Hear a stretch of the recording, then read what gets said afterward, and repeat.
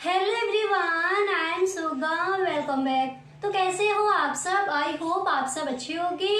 स्वागत है आप सभी का आपके अपने एसपी स्टडी यूट्यूब चैनल पर। तो गाइस आज हम आपके लिए इस वीडियो में गाइस यहाँ पर हम देखने वाले हैं इकोनॉमिक्स से जो आपके इम्पोर्टेंट क्वेश्चन हैं इस बार के बोर्ड एग्जाम के लिए, वो सारे प्रश्न यहाँ पर आपके लिए लेकर आए हैं। ठीक है, आपको गाइस चैप्टर बाय चैप्टर बताया जाएगा कि कौन कौन से ऐसे इम्पोर्टेंट क्वेश्चन हैं जो इस बार के बोर्ड एग्जाम के लिए इम्पोर्टेंट है, वो भी सारे प्रश्न आपको तैयार कर लेने हैं। ठीक है, तो यहाँ पर देखिए पहले हम देखेंगे फर्स्ट चैप्टर में कि आपके बहुविकल्पीय प्रश्न कौन कौन से जो आपको तैयार करने हैं, अतलग उत्तरीय प्रश्न जो है वो आप कौन कौन से तैयार करोगे।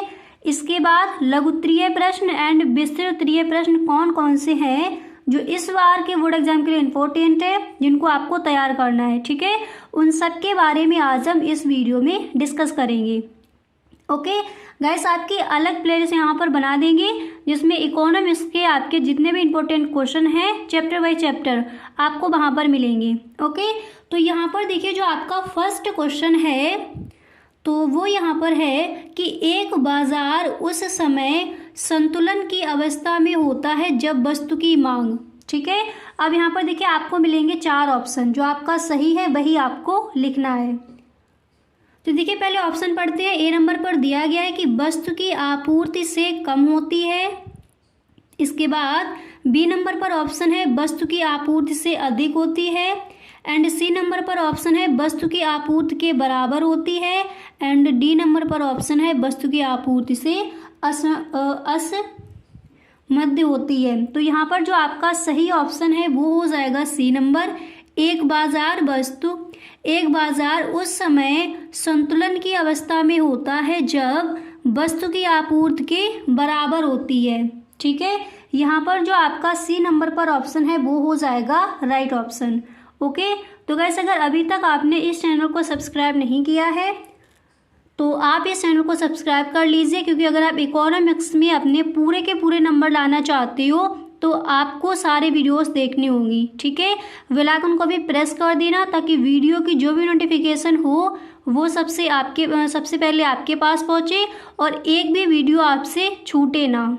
ठीक है, तो यहाँ पर फर्स्ट चैप्टर के जो भी आपके इम्पोर्टेंट क्वेश्चन हैं उन सारे प्रश्नों को यहाँ पर हम देखेंगे। ओके, इसी तरह से जितने भी आपके चैप्टर हैं डे बाई डे आपको वीडियोस मिलते रहेंगे। तो यहाँ पर पहला प्रश्न क्या था बहुविकल्पीय प्रश्न में कि एक बाजार उस समय संतुलन की अवस्था में होता है जब वस्तु की मांग कैसी होती है, वस्तु की आपूर्ति के बराबर होती है। ओके, यहाँ तक समझ आ गया। अब इसके बाद जो आपका सेकंड क्वेश्चन है उसको देखते हैं।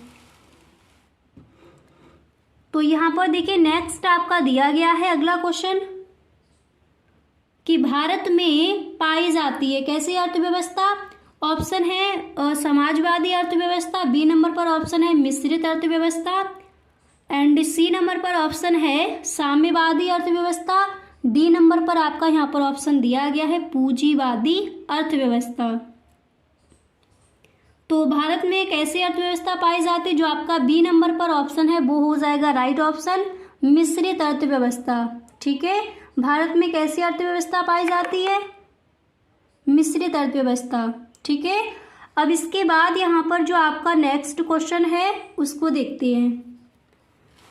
इसके बाद नेक्स्ट यहाँ पर है कि अर्थशास्त्र के जनक कौन थे। अर्थशास्त्र के जनक कौन थे? आपको ऑप्शन मिलेंगे जेबी से, माल्थस, एडम स्मिथ या फिर रिकार्डो। तो यहाँ पर जो आपका सी नंबर पर ऑप्शन है वो हो जाएगा आपका राइट ऑप्शन। ठीक है, एडम स्मिथ। तो अर्थशास्त्र के जनक कौन थे? Adam Smith. ठीक है, ये हो जाएगा आपका राइट ऑप्शन। इसके बाद यहाँ पर जो आपका नेक्स्ट है उसको देखते हैं। तो यहाँ पर देखिए जो अगला प्रश्न है वो है कि निम्नलिखित में से किसका व्यष्टि अर्थशास्त्र के अंतर्गत अध्ययन किया जाएगा। निम्नलिखित में से किसका व्यष्टि अर्थशास्त्र के अंतर्गत अध्ययन किया जाएगा। तो फर्स्ट है कपड़ा उद्योग, एंड बी नंबर पर ऑप्शन है बेरोजगारी, सी नंबर पर है प्राथमिक क्षेत्र, एंड डी नंबर पर है ये सभी। तो निम्नलिखित में से किसका व्यष्टि अर्थशास्त्र। ठीक है, व्यष्टि अर्थशास्त्र यानी सूक्ष्म अर्थशास्त्र, छोटा अर्थशास्त्र। तो निम्नलिखित में से किसका व्यष्टि अर्थशास्त्र के अंतर्गत अध्ययन किया जाएगा? तो यहाँ पर जो आपका राइट ऑप्शन है वो हो जाएगा ए नंबर, कपड़ा उद्योग। ठीक है, कपड़ा उद्योग का अध्ययन किसके अंतर्गत किया जाएगा? व्यष्टि अर्थशास्त्र यानी सूक्ष्म अर्थशास्त्र के अंतर्गत। ओके, अब इसके बाद जो नेक्स्ट है उसको देखते हैं।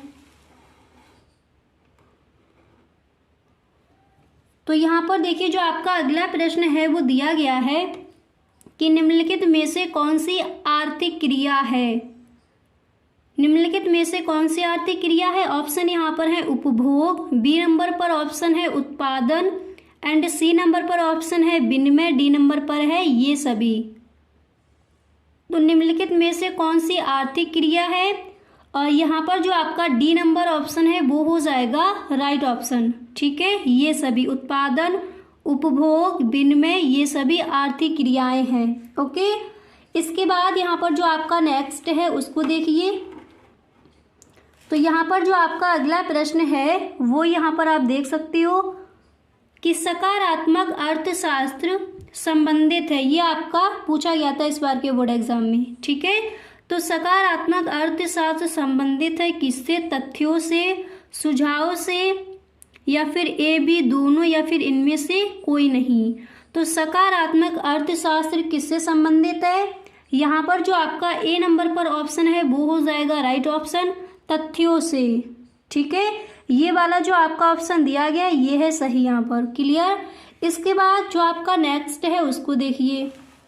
तो अगला क्वेश्चन यहाँ पर है कि व्यष्टि अर्थशास्त्र में सम्मिलित होती है व्यक्तिगत इकाई, छोटे छोटे चर ये सभी, या फिर व्यक्तिगत मूल्य निर्धारण।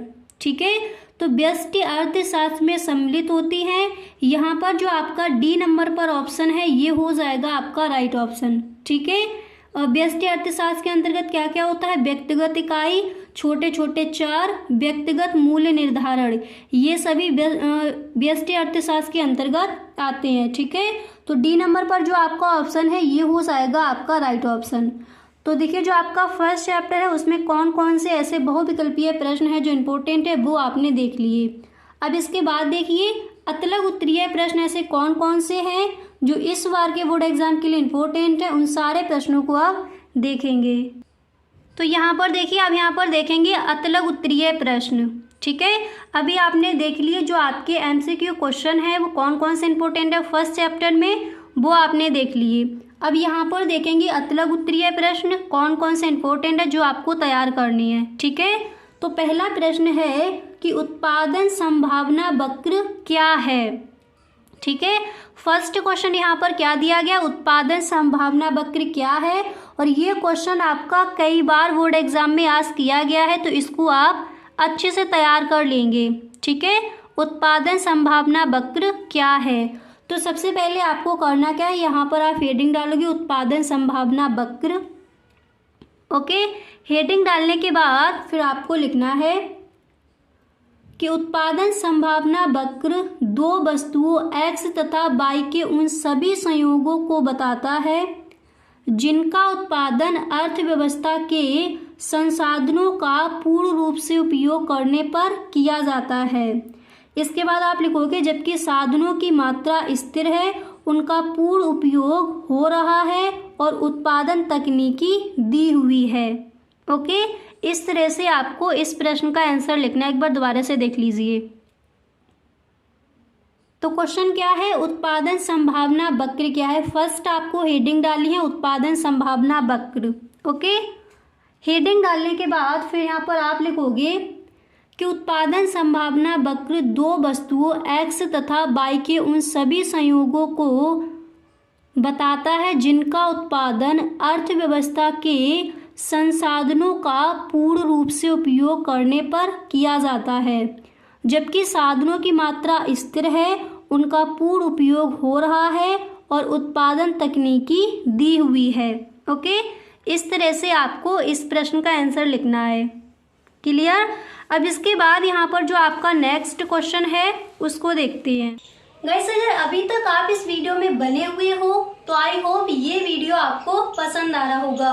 अगर सच में ये वीडियो आपको अच्छा लग रहा है तो आप इस वीडियो को एक लाइक ज़रूर कर दें। और यदि आप इस चैनल पर पहली बार आए हो तो इस चैनल को सब्सक्राइब कर लेना, क्योंकि जो भी आपके इंपॉर्टेंट क्वेश्चन है, प्रीवियस ईयर क्वेश्चन है ऑल सब्जेक्ट के, वो आपको मिलेंगे इसी चैनल पर। तो गाइस, अगर सच में इस बार आपको 90+ स्कोर करना है तो आप इस चैनल को सब्सक्राइब करना ना भूलें। ओके, वीडियो अच्छा लगे तो अपने सभी दोस्तों में एक बार इस वीडियो को आप शेयर जरूर करें। ओके, तो यहाँ पर देखिए जो आपका अगला प्रश्न है, जो आपका नेक्स्ट क्वेश्चन है वो यहाँ पर दिया गया है, आप देख सकते हो। देखिए अगला प्रश्न यहाँ पर है कि आगत तथा निर्गत से आप क्या समझते हैं। क्वेश्चन क्या है, आगत तथा निर्गत से आप क्या समझते हैं। तो जब आप इस प्रश्न का आंसर लिखोगे, सबसे पहले आपको हेडिंग डाली है आगत तथा निर्गत। हेडिंग डालने के बाद फिर आप लिखोगे कि अर्थशास्त्र में उत्पादन के वे तत्व जिनका प्रयोग किसी निश्चित वस्तु या सेवा के निर्माण में किया जाता है आगत कहलाते हैं। इसके बाद आप लिखोगे कि जबकि उत्पादन प्रक्रिया के परिणाम स्वरूप निर्मित वस्तु व सेवा को निर्गत कहा जाता है। आगत तथा निर्गत क्या है, समझ में आ गया। एक बार दोबारा से देख लीजिए। जब आप इस प्रश्न का आंसर लिखोगे तो यहाँ पर फर्स्ट आपको हेडिंग डालनी है आगत तथा निर्गत। हेडिंग डालने के बाद आप लिखोगे कि अर्थशास्त्र में उत्पादन के वे तत्व जिनका प्रयोग किसी निश्चित वस्तु या सेवा के निर्माण में किया जाता है आगत कहलाते हैं। ओके, इसके बाद आपको लिखना है जबकि उत्पादन प्रक्रिया के परिणाम स्वरूप निर्मित वस्तु या सेवा को निर्गत कहा जाता है। क्लियर। इस तरह से आपको इस प्रश्न का आंसर देना है। ओके, अब इसके बाद जो आपका नेक्स्ट क्वेश्चन है उसको देखिए। अगला प्रश्न क्या है उसको देखते हैं। तो यहाँ पर आप देख सकते हो जो आपका नेक्स्ट प्रश्न है वो यहाँ पर दिया गया कि सूक्ष्म अर्थशास्त्र क्या है। सूक्ष्म अर्थशास्त्र यानी व्यष्टि अर्थशास्त्र, छोटा अर्थशास्त्र। ठीक है, तो क्वेश्चन है कि सूक्ष्म अर्थशास्त्र क्या है। तो सबसे पहले आपको करना क्या है, हेडिंग डालनी है सूक्ष्म अर्थशास्त्र। एंड इसके बाद आप लिखोगे कि व्यष्टि अर्थशास्त्र यानी सूक्ष्म अर्थशास्त्र अर्थव्यवस्था की विशिष्ट आर्थिक इकाइयों तथा व्यक्तिगत इकाइयों का अध्ययन करता है। इसके बाद आप लिखोगे इसके अंतर्गत एक फर्म, एक उद्योग, एक वस्तु अथवा एक आर्थिक कारक का अध्ययन, कारक यानी इकाई का अध्ययन किया जाता है। ठीक है, तो सूक्ष्म अर्थशास्त्र यानी व्यष्टि अर्थशास्त्र क्या है, एक बार दोबारा से पढ़ लीजिए। देखिए, व्यष्टि अर्थशास्त्र अर्थव्यवस्था की विशिष्ट आर्थिक इकाइयों तथा व्यक्तिगत इकाइयों का अध्ययन करता है। इसके अंतर्गत एक फर्म, एक उद्योग, एक वस्तु अथवा एक आर्थिक इकाई का आर्थिक कारक का अध्ययन किया जाता है। ठीक है, उसे हम कहते हैं व्यष्टि अर्थशास्त्र यानी सूक्ष्म अर्थशास्त्र, छोटा अर्थशास्त्र। ठीक है, अब इसके बाद जो यहाँ पर आपका अगला प्रश्न है उसको देखिए। तो यहाँ पर जो आपका नेक्स्ट प्रश्न है वो यहाँ पर दिया गया है कि चयन की समस्या क्या है। क्वेश्चन क्या है, चयन की समस्या क्या है, समझाइए। ये इस बार के बोर्ड एग्जाम के लिए आपका वेरी मोस्ट इम्पोर्टेंट क्वेश्चन है। इसको आप सही ढंग से तैयार कर लेंगे। ठीक है, चयन की समस्या क्या है, तो सबसे पहले आपको करना क्या है, हेडिंग डालनी है चयन की समस्या। ठीक है, हेडिंग डालने के बाद फिर आप लिखोगे कि मनुष्य की आवश्यकताएं अनंत हैं, किंतु उनकी पूर्ति के लिए उसके पास साधन सीमित हैं, जिनके वैकल्पिक प्रयोग संभव हैं। इन साधनों से किस आवश्यकता को पहले संतुष्ट किया जाए और किसे बाद में, यही चयन की समस्या है। चयन की समस्या यानी चुनाव की समस्या। ठीक है, किसको पहले चुना जाए। अब एक बार दोबारा से देख लीजिए चयन की समस्या क्या है। देखिए, मनुष्य की आवश्यकताएं अनंत हैं, किंतु उनकी पूर्ति के लिए उसके पास साधन सीमित हैं, जिनके वैकल्पिक प्रयोग संभव हैं। इन साधनों से किस आवश्यकता को पहले संतुष्ट किया जाए और किसे बाद में, यही चयन की समस्या है। ठीक है, इस तरह से आपको इस प्रश्न का आंसर लिखना है। अब इसके बाद यहाँ पर जो आपका नेक्स्ट क्वेश्चन है उसको देखिए। तो इसके बाद देखिए अगला प्रश्न आपका है कि अवसर लागत का क्या अर्थ है। क्वेश्चन क्या है, अवसर लागत का क्या अर्थ है। तो यहाँ पर देखिए फर्स्ट आपको हेडिंग डाली है अवसर लागत। इसके बाद आप लिखोगे एक वस्तु की कुछ अधिक मात्रा प्राप्त करने के बदले दूसरे वस्तु की कुछ मात्रा को छोड़ना। इसके बाद आप लिखोगे छोड़ना पड़ता है, इसे ही वस्तु की एक अतिरिक्त इकाई को प्राप्त करने की अवसर लागत कहते हैं। ओके, इस तरह से आप इस प्रश्न का आंसर लिखोगे। तो फर्स्ट चैप्टर में आपके अतलग उत्तरीय प्रश्न कौन कौन से हैं जो इम्पोर्टेंट है वो यहाँ पर आपने देख लिए। इसके बाद देखिए लघु उत्तरीय प्रश्न ऐसे कौन कौन से हैं जो आपके इम्पोर्टेंट है उनको देखिए। तो देखिए लघु उत्तरीय प्रश्न में जो आपका पहला प्रश्न है वो यहाँ पर दिया गया है। देखिए फर्स्ट क्वेश्चन यहाँ पर क्या है, पहले उसको देखते हैं। तो पहला प्रश्न आपका है कि व्यष्टि अर्थशास्त्र से आप क्या समझते हैं।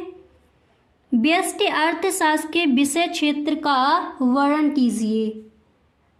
इस तरह से आपका क्वेश्चन आज किया जाएगा। तो फर्स्ट आपको यहाँ पर हेडिंग डाली है व्यष्टि अर्थशास्त्र। पहले बताना है कि व्यष्टि अर्थशास्त्र है क्या। ठीक है, इसकी परिभाषा क्या हो जाएगी। तो आप लिखोगे कि व्यष्टि अर्थशास्त्र की विशिष्ट इकाइयों तथा व्यक्तिगत इकाइयों का अध्ययन करता है। इसके अंतर्गत एक फर्म, एक उद्योग, एक वस्तु अथवा एक आर्थिक कारक का अध्ययन किया जाता है। इसके बाद आप लिखोगे इसका संबंध किसी एक इकाई से है। ठीक है, इसके बाद आपको लिखना है कि सभी इकाइयों से नहीं। मोरिमडॉब ने कहा है, जो आपके अर्थशास्त्री हैं मोरिमडॉब, तो उन्होंने कहा है कि व्यष्टि अर्थशास्त्र अर्थव्यवस्था का सूक्ष्मतम अध्ययन है। क्या कहा इन्होंने कि व्यष्टि अर्थशास्त्र अर्थव्यवस्था का सूक्ष्मतम अध्ययन है। ठीक है, तो पहले यहाँ पर दिया गया था व्यष्टि अर्थशास्त्र से आप क्या समझते हैं, इस तरह से आप इसका आंसर लिखोगे। इसके बाद नेक्स्ट पूछा गया था कि व्यष्टि अर्थशास्त्र के विषय क्षेत्र का वर्णन कीजिए।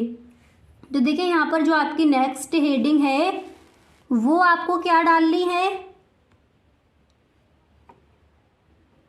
यहाँ पर देखिए नेक्स्ट हेडिंग यहाँ पर आप डालोगे व्यष्टि अर्थशास्त्र का क्षेत्र अथवा शाखाएं। ओके, ये हेडिंग डालने के बाद आप लिखोगे कि व्यष्टि अर्थशास्त्र के क्षेत्र में निम्नलिखित 3 सिद्धांतों को सम्मिलित किया गया है। किसे किसे, पहला है वस्तु कीमत निर्धारण सिद्धांत एंड दूसरा है साधन कीमत निर्धारण सिद्धांत एंड तीसरा है आर्थिक कल्याण का सिद्धांत। फिर देखिए आपको यहाँ पर फर्स्ट हेडिंग डालनी है वस्तु कीमत निर्धारण सिद्धांत, इसके बारे में लिखना है। इसके बाद आप सेकंड हेडिंग डालोगे साधन कीमत निर्धारण सिद्धांत, इसके बारे में आप लिखोगे। इसके बाद नेक्स्ट हेडिंग आप डालोगे आर्थिक कल्याण का सिद्धांत। फिर इसके बारे में आपको 4 लाइनें लिख देनी है।